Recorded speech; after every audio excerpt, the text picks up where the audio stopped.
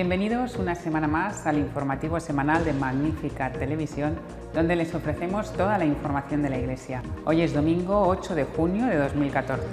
Comenzamos con los titulares.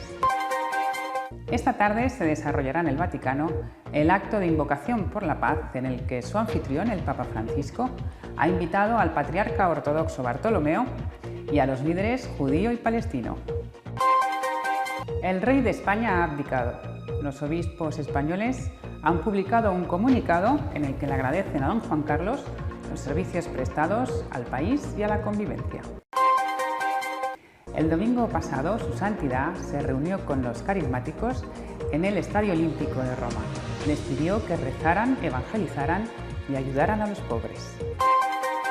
Los obispos españoles han destinado una parte del presupuesto de la Iglesia a Cáritas. En total, este año han destinado a esta institución 6 millones de euros.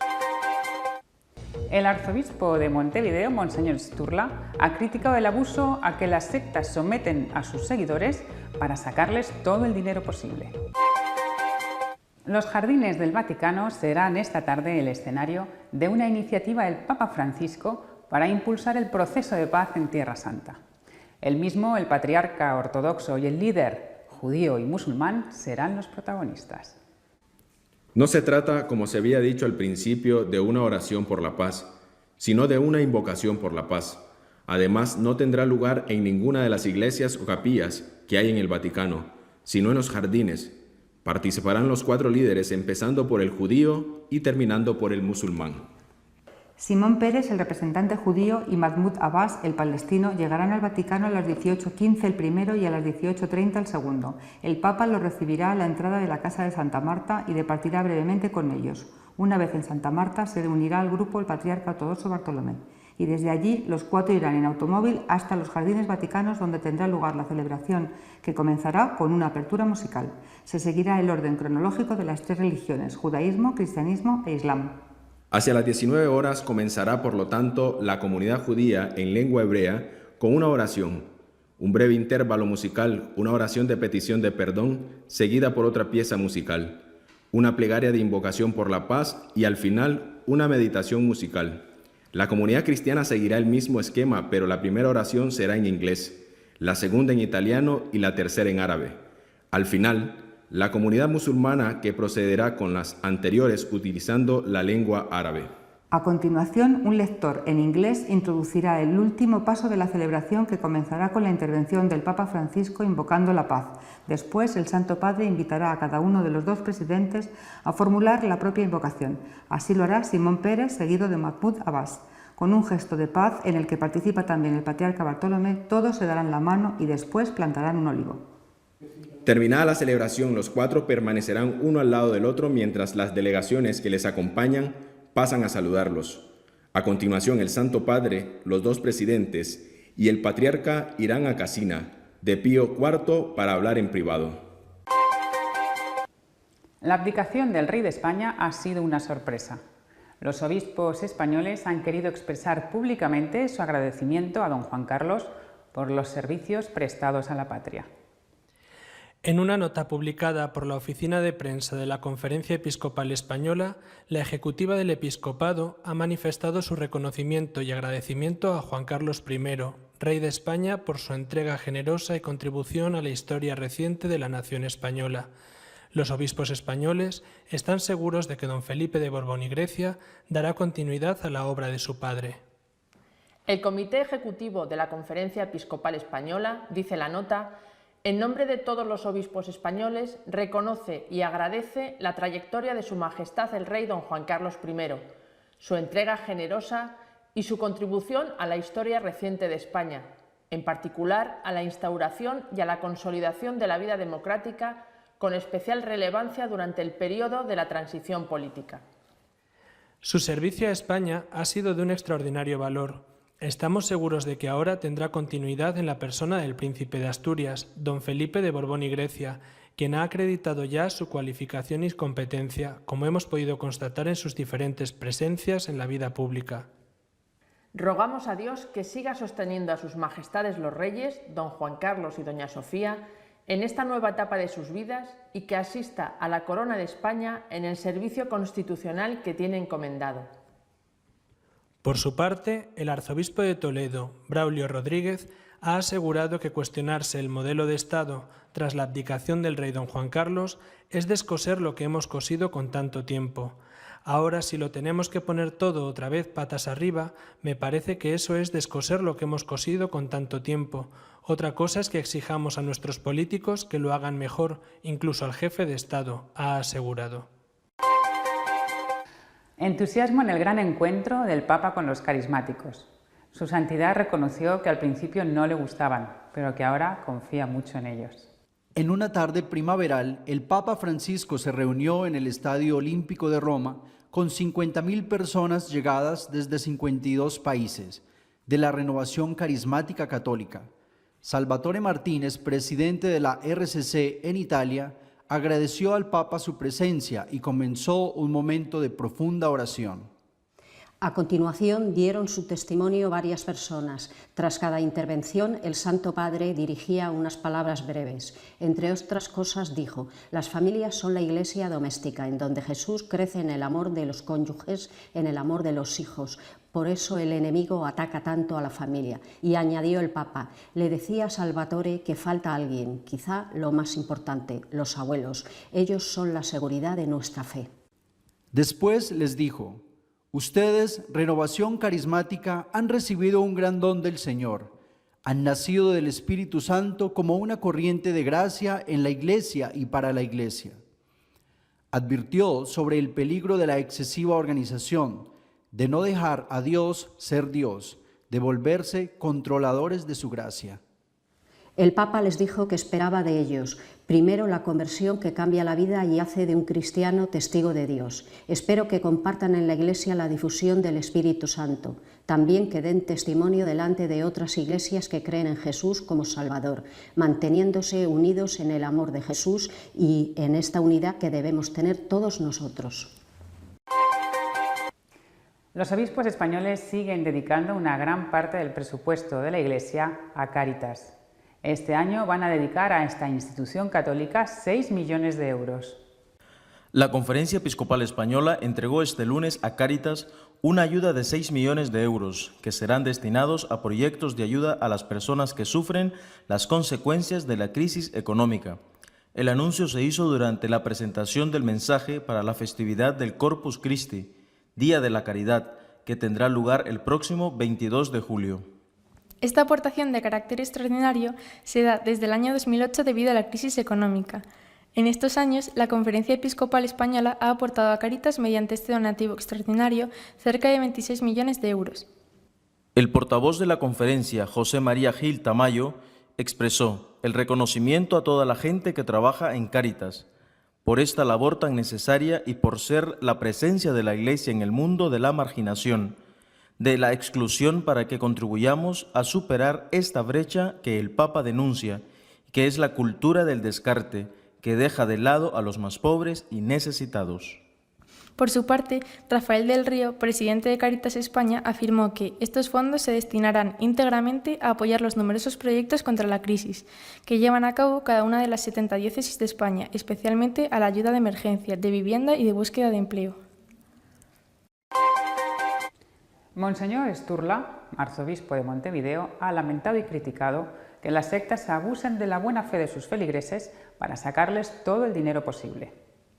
El arzobispo de Montevideo, Daniel Sturla, dio una charla en el ciclo Hablemos en Confianza de la Asociación de Dirigentes de Marketing del Uruguay, en la que criticó duramente a las comunidades y sectas que abusan de sus fieles. Hay un abuso sobre todo de la gente más sencilla, aseguró el prelado. Sin mencionarla expresamente, el arzobispo señaló claramente a la Iglesia Universal del Reino de Dios, secta conocida también como Pare de Sufrir. El arzobispo uruguayo aseguró que se da una manipulación y recaudación con la figura de una iglesia que no parece corresponder a la realidad de esa institución. El prelado habló de unas pseudoiglesias que aparecen con ideas muy simples como el no sufras más o el milagro está en la puerta. Esto nos tiene que preocupar como sociedad, añadió. Monseñor Sturla explicó que algunas comunidades eclesiales evangélicas y pentecostales ocuparon un espacio que la Iglesia Católica tenía descuidado, como las cárceles, pero esto, agregó, ya se subsanó. Nuestro comentario semanal está dedicado a la invocación por la paz que ha propuesto el Papa Francisco y que se desarrollará esta tarde en el Vaticano.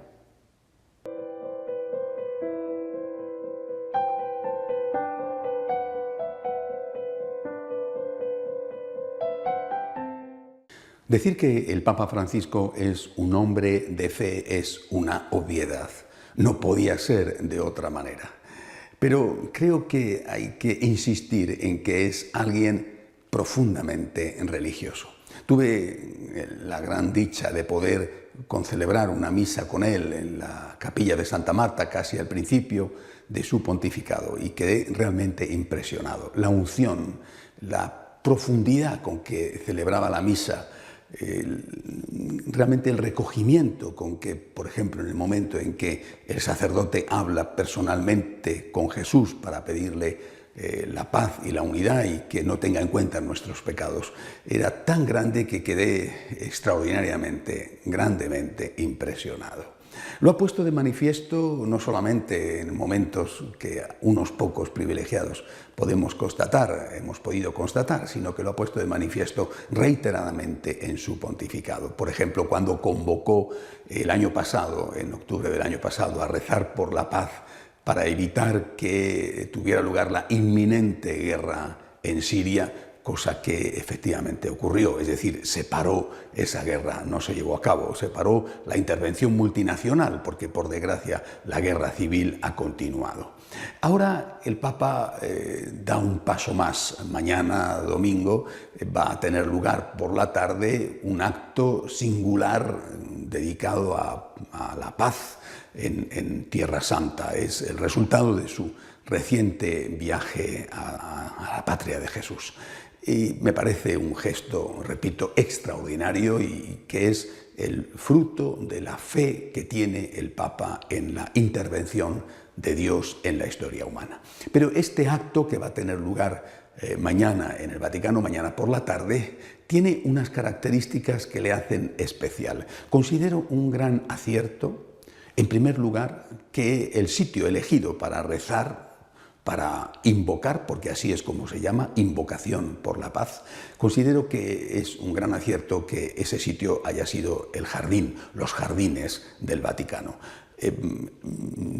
Personalmente me gusta muchísimo más que si hubiera sido el lugar elegido una de las múltiples capillas que hay dentro del territorio vaticano o incluso la Basílica de San Pedro. Creo que rezar, invocar la paz en el jardín es como acogerse a la creación, es decir, a la obra creada por Dios, a esa catedral creada por el propio Dios que es la naturaleza.